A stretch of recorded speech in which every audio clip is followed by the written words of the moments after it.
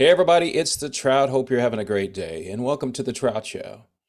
If you're new to this channel and you want to know what we do, well, I interview musicians from all over the world and individuals that are involved in the music industry. Some of the musicians you've probably heard of, and some of you probably not heard of, but they are great musicians wherever they are located. And I feel that I want to be able to provide you an avenue to introduce you to some musicians that you may have never heard of before. So I scour the planet looking for people that are great musicians so you can enjoy them at your leisure. So that's what we do in the Trout Show. And if you like the channel, you know what to do. It's coming up right now. Please subscribe. If you like this video, please press the like button. It helps us out a lot.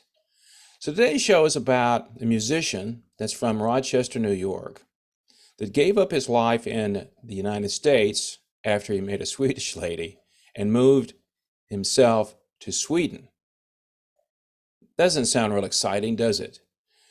But you know what's cool about this guy is the fact that he gave up his musical career in America because he wanted to move to Sweden with his lady friend.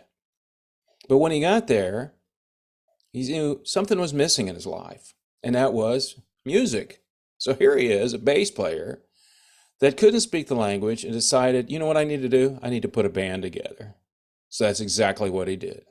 As he learned about musicians in Sweden, he also learned the craft of speaking Swedish. He admits that maybe he's not as good as he should be after all the years, but that's what he did. So then he found musicians, and then he went on to form a great band after years of working with different people. And the band name is called Temple Hill. They call themselves heavy metal, but I call them just a rock band that likes to put some wonderfully music together and just jam out and let everybody hear it. Vince Francis is the bass player, and he's the gentleman that I got to spend some time with recently interviewing. So I think you'll enjoy this story about a New Yorker that went to Sweden to put together a heavy metal band, Temple Hill. And you know what that is? That's next on the Trout Show.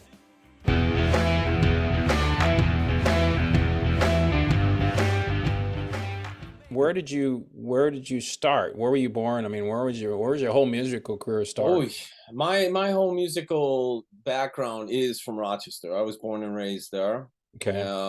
Big Foreigner fan. Lou Graham comes from where I am, so there was a Oh, big I didn't thing know like that. that. I didn't know Yeah, he's from Billy there. Sheehan out of Buffalo. Used to Oh, go see him play all the time. Billy Shin, So yeah. it was a really big music scene, and the house guitars. So it started there. It started with my sister's ex-husband, who bought me my first bass. It was the smallest bass in the world. I think it was like that big. It felt like it was that big. Um, so it started there, and I always loved to sing. I used to put little concerts on in my back of my house, doing Michael Jackson, So singing. when you got that bass, how old were you? I was probably 13, Yep. Okay. maybe Yeah. around Okay. 13 years old. Did you want to Uh, play bass, or did he just give it to you because he thought you wanted to play bass? he played bass, Ah, so okay. he All he right. wanted he gave it to me to start with playing Yeah. bass. But Yeah. I always wanted to sing. Okay. Sing all the time. All right. Um, but and then guitar, I thought guitar was just a little too complicated. So I just want to get right to it. I want to pick Two it up and extra play the strings, string. that's a lot of Yeah, work. exactly. Those two extra strings kill you. Yeah.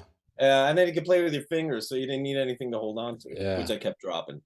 Yeah. So that's where it started, and I met people. There's a guy that actually lives in Texas, lives in Austin. Paul Idell. He plays guitar for Dangerous Toys, and he played for Dirty Looks and stuff. So kind of played with him in college. It was me, him, and a drummer. So was he going up to University of Rochester, or were you somewhere No, else? we actually went to a community college in Canandaigua. So when we all got out of high school, we had met. We didn't go to the same high schools or nothing like that, but we had met, and then we all went to college Right.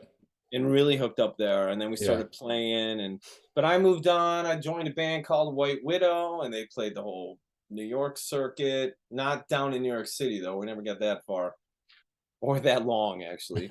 But we went down to Tennessee to do a record. Never heard the record, so don't know if it was ever done. And then came back up, and it was at that point that I met a fantastic guitar player back in Rochester, whose name is John Gillette. And with Frank Yano, who's still living in LA, we packed up and we moved to LA. We How old were grabbed you at the time? at that time, probably 20, 21, Okay. something So like you that. said, enough with the college crap. I want to be a musician. Yeah, well, I went to college, but So did I, and I didn't said quite enough. graduate the Yeah. college. Yeah. I was one of those dudes. I just wanted to, oh, girls, rock and roll, and music and drugs, and it was the '80s, man. Yeah. Cocaine was God. So Yeah. it was a pretty turbulent time. But so we So you all packed moved, up. did you move to LA then? We all moved to LA. Okay. Yes. All right. And we started playing the LA circuit and started doing it. And what was the name of the band? It was called Luther Brock. There's actually a video on YouTube. I'll send you the link. You have to send it to me. It's actually us at Gazzari's on Sunset Boulevard playing one of our songs. So I could send that to you. It's the whole song. Somebody recorded it, back then. I can imagine how good the recording is. Yeah, the recording's not that good. Song was good though. Fun. We wrote very well together. Right. A lot of singing, and they were great guitar. They are great guitar players still. So that lasted a while. Me and the guitar player, we got a little out of hand. And I ended up meeting a girl in LA. And next thing you know, yeah, go with the eyes, exactly. You know how it is. She was from Sweden. And yeah, that's how the whole Sweden thing came to be. So the band, everybody went their own ways at one point. The '90s were coming, and pretending you were Motley Crue, Bon Jovi, and all this other stuff didn't quite work out anymore. So so I ended up moving to Sweden. I left everything. So when was that you moved to Sweden? What year I was moved to Sweden in '90. Oh, I don't even want to say the date. Should we say the date? Are we really going to say how old we are? Well, I'm older than you, so I can tell you that. So I'm catching up to you, believe me. No. So in the early '90s, let's just refer to it as the early '90s. Exactly. Okay. And for me, it was really tough moving here. It was extremely tough. Didn't know. I can imagine the language is not easy to learn. I mean, it's not a Romance language. No. Americans, all we know about Sweden is the guy on Sesame Street. Which is almost true, actually. So, if you think about it. Or I'll go back even further. Conway, the comedian, I was always doing Mrs. Conway. Reed. Yes, I love Carol Burnett show. Oh, come on. So what do we know about Sweden? That and blonde-haired, blue-eyed chicks. That's it. Yes. Americans, that's the whole extent, and it's cold. That's all we know.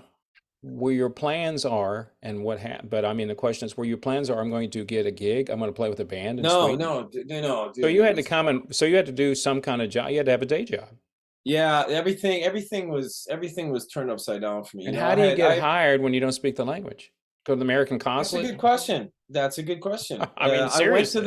No, it's true. It's a good question to ask, because when you get to somewhere and you can't go to the store and ask for milk, you can't do those kind of things, and then you're totally dependent on the person you're with, which causes problems. Because I'm an adult. I've worked since I was freaking 13 years old, the American way. You got to do something. Yeah. And I had a drug problem when I was in LA. That's kind of how it ended, and I had to get the hell out of there. Right. So take everything away and put a musician that kind of had a bad habit, lots of women too, and all this kind of, and just put them in a house. Now you got 2 kids with her, and you got no friends, and you can't speak to. It was torment. It was fucking torment. I lost all my equipment. It was horrible. So it's amazing what love will do for you. Yeah, and love turned into fights after that. So when did you start playing again? How much time had passed before you said, I can't do this. I gotta get my bass out. I gotta do Oh something. my God, it was not long. It was not long. It probably was a month and a half. Okay. And within that month and a half, because I always wrote too. I wrote. Right. And then coming off like all the dependencies and stuff that was happening, you start Yeah. getting real clear in your head what's going Yeah. on. So I met a guy, and he's still my best friend today. So we've been together all this time. We don't play together, but he's like He's a a brother to friend. me. Yeah. Gotcha. Yeah, he got me a bass. He got me a little recording thing. He got me a little amp. He fixed all this stuff for me, which was really cool. And that Is he a opened. Swede? Is he a Yeah, Swede? he's a Swede. He's a Okay. All big right. Viking guy. Oh, really? Oh, yeah, of course. No, He's nothing actually half typical about Danish. that, is it? Does he have Yeah. the horn hat too? No, I'm just kidding. And he's a real kind of Viking because he's half Danish and half Finnish, Oh, so he's got a little bit of both of them in him, yeah. but lives in Sweden. A little weird. So through him, I met a guy that owned a record, or not a record company, owned a music store here in Växjö. And then from there, I started meeting a lot of people. Yeah, they're And musicians hanging out at the music store. Yeah. yeah, and Gotcha. and actually it got to a point where, okay, now I was playing and I was writing, and I was playing with my friend who, was good to a certain level, but Yeah. I was Yeah. past that level a while ago. Yeah, I So understand. I walked into that music store, and I talked to the guy. His name was Jan, and I told him that, Jesus Christ, dude, if I don't if I can't play with somebody that can play, At your then level. I'm At gonna have your to level. leave. Yeah, Yeah. I'm gonna have to leave. And I'm Yeah. not saying I'm great. I'm just saying I just wanted No, but I someone that, understand you completely. I know, understand. Yeah. yeah. So he turned me on to this guy named Max, who had a studio down in the very southern part. It's beautiful there too. You'd love it. It's right on the water. It's Hmm. gorgeous. He had a studio down there. So I called him up, and I told him, I said, hey man, I got your number. He didn't talk very good English. He'd probably kill me for saying that, but he didn't. So I said, hey man, listen, I heard that you may be looking for a bass player or a singer or anything, whatever you got, I'd love to join. He's going, oh, okay, well, yeah, you could come down. We're doing a gig tonight, dude. I'll do the gig. I'll do the Nay, no, but you gotta know the song. Dude, I'll drive down right now. I'll fucking get in my car. I'm down there. I'll learn whatever you gotta teach me. I'll do it, and then we'll make it up when we're there. Yeah. I was so desperate, and I I did. I understand. freaking Yeah. drove down and I did that gig, and then Yeah. from that point, we formed a band called Bleed, and Bleed, you can find us on Spotify. We did a record. I Right. had Dave Novak from RCA, who used to work for RCA in New York. He was interested in the band. There was stuff going on. Then we started getting interest from here, Warner Chapel up in Stockholm, and then, things are really rolling. And he had the Right. studio, and he's expanding. Then as it grows up, the egos grew a little bit, even though nothing, even though we weren't anywhere yet. Yeah. And they wanted more music. I wanted to go in and record more music. He wanted money. He started wanting money for the Uh, studio time. It started, and in the yeah. end, it just, we were playing troubadour gigs, with most of the band gone, and Yeah. that was it for me too. I was like, that's gone as far as it's gone. Can't do anything more with that. You were in the bleed. How long did that last? Bleed lasted to probably almost, I'd say from almost 2000. So you were doing it for quite some time. Yeah, well, during that time too, I had gone and done other stuff, while Right. because through Max opened up a lot of doors for me. He's a great Right. guy, man. He's very Yeah. successful. Um, so I started playing with the guy from Shotgun Messiah, the lead singer. I recorded bass and did all the background vocals for his record, City Boy Blues. And then I was also out and I worked with Jörn Edman, who sang on some Yngwie Malmsteen records. He also does Glory, a great singer. He's a good soul singer too. No one knows that because he sings heavy metal, but you hear him Right. singing Motown. He loves Motown. He's fucking Isn't great. that funny how people know it's in Oh the yeah. it's interesting. Yeah. What a soul, man. What a soul in that Yeah. guy. So he opened up a lot, and then John Norm I met. I didn't play with him, no, but But I here's met the him. advantage that you have. Two things I know about bands. I play lead guitar. A lot of people play lead guitar. Yeah, If you play bass or keyboards, you're always going to find a gig because not everybody wants to play bass and not everybody wants to play you got to be good at play keyboards. yeah. And so you're in a position, like you said, you could play for this one and could play for that one. You could sit in. My favorite bass player now is Nathan East, who plays with Clapton all the time. Okay. And Nathan's probably about 10 years younger. I don't know how old Nathan is now, but he's played with everybody. Yeah. I mean, he's just so well known that, and so you're in that position. It's kind of like the guy with the beard, the long beard that I've seen him before. He's played with everybody too. You mean Big, the guy who played with Phil Collins? yeah, Yeah, I know yeah, who you're talking yeah. about. I He know plays with exactly who you are. everybody. Yeah, he's a great bass Well, and I player. used to watch his channel. I don't know if he Wow. does it anymore. I used to watch him on YouTube all the time. He talk about this stuff, and and I was in the studio with so and so and all that stuff. So you're in a better position. So when did the Temple Hill band that you're in now, Well, when did it get started? well, what happened was after the bleed had broke down again, it felt like okay, another failure for Vince. And there's so many songs that were written, that never got the light of day. So I kind of backed off for a little while, and then I got approached by this band called the Wonder Band, and I hate no offense to anybody that goes out and does covers. Okay, please don't hang me for this. No, I understand. But me You personally, don't like I doing think it's the covers, most boringest fucking thing in the world. I right? fucking hate it. So I don't do any more cover gigs Yeah, it's all stuff. I original just think stuff you it's do. so fucking boring. Yeah. So I want to make stuff up. You want to get me on a stage and you grab a guitar and we just start making stuff up and people make the people think that it's a song they know. I'm into it. That I'll do. Absolutely. I like that. I started playing with them. I played for them about 5 years, and we did corporate gigs, and we did all that. And Well, you make wow, money in the corporate gigs. I don't know about you, yeah, but yeah, over it was here, good that's where all the money. money is. It was You're good not money. dealing with losing bar owners that don't want to pay you and No, all the bullshit that you have to deal with. Corporate people, you go, here's our fee. Okay, good. yeah, Show up and exactly. play. And the thing that was good about it was that being a vocalist, it actually kind of brought me out of my shell a little bit because they were doing synth medleys, like Depeche Mode and shit, and then they were doing disco medley, and then they were doing an Uh, 80s rock medley. So it was kind of versatile, so I kind of like that. But yeah, after a while, after singing that stuff, yeah. celebrate good. I mean, come on, how many fucking times? Everybody's So like, I had to leave that. "Ah." Yeah, I just couldn't do it anymore. But during that time, I met Johan, who plays guitar on Temple Hill. By And the way, I've saw his rig. What was a picture of? He's got a Gretsch or something. I've noticed it, but I watched. yeah, he just got it. It is so It's a beautiful beautiful. guitar. He just got it in June. It is so gorgeous. It's And so I can beautiful. only imagine what you have to pay for him over there because you got to bring him in from the Oh States and all yeah. that stuff. It's a Oh lot of yeah. money. Yeah. And it's like, dude, why don't you put the money into the mix of the song, whatever. But anyway, he bought the Gretsch. He won't let me touch it. So Oh, I um understand that too. yeah, yeah, yeah.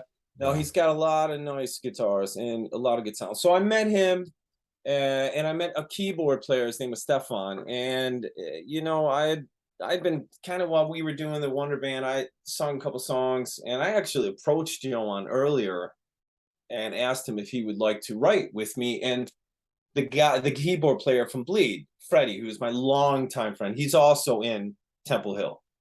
So in actual, just to get Temple Hill is just the three of us, man. It's Johan, it's me, and it's a keyboard player.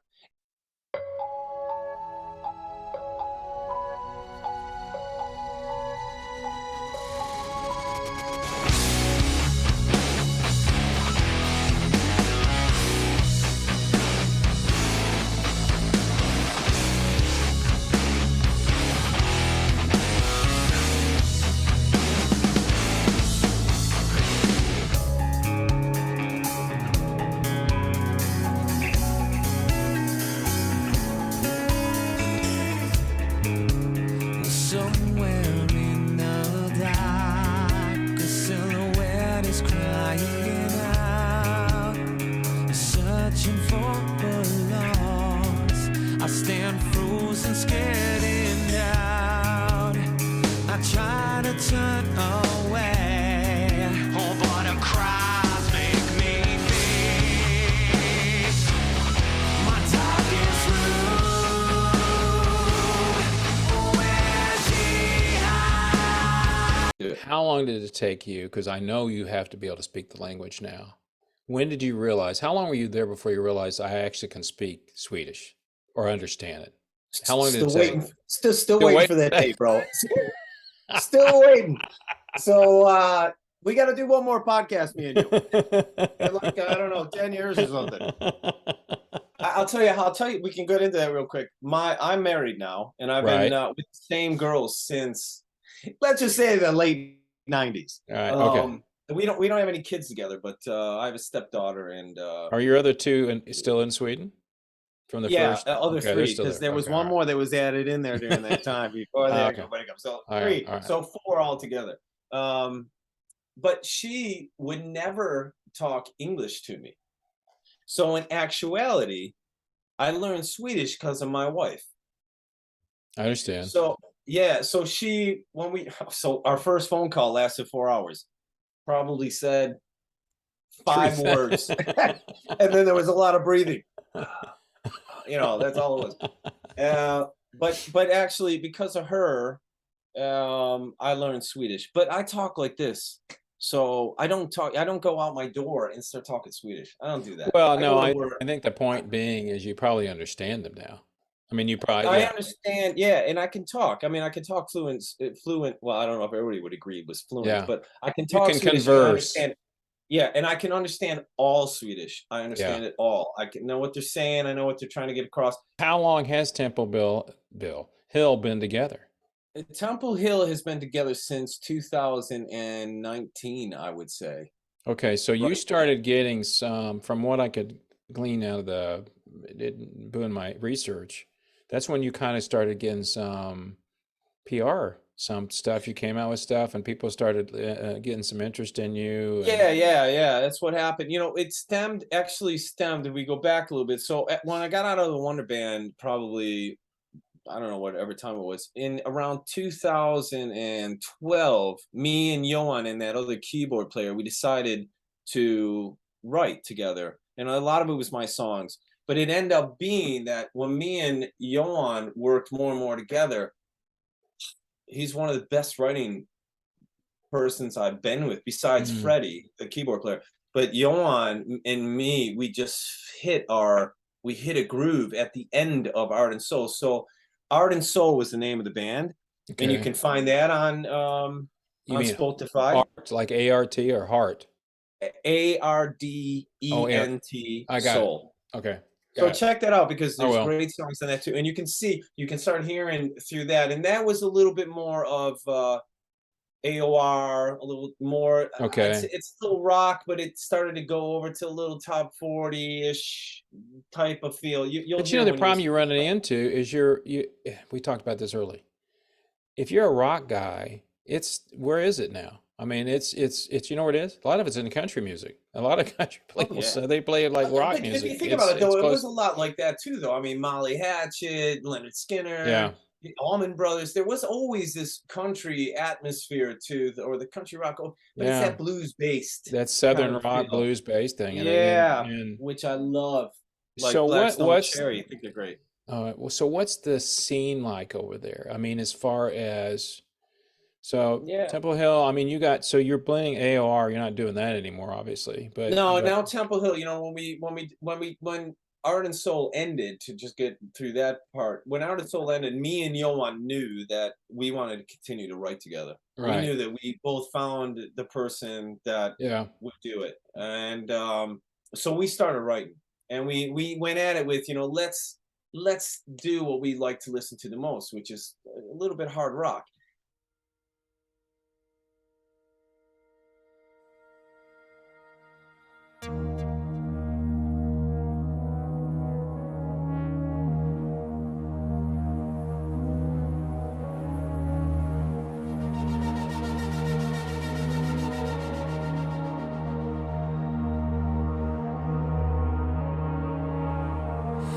Bye bye, hello.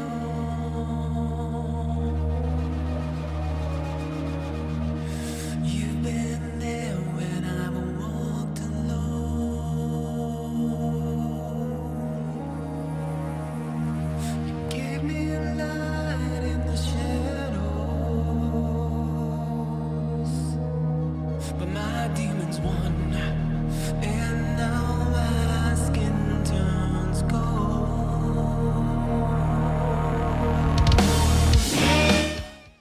I want to get the music out there. I want to promote the music. I want to Right. do videos.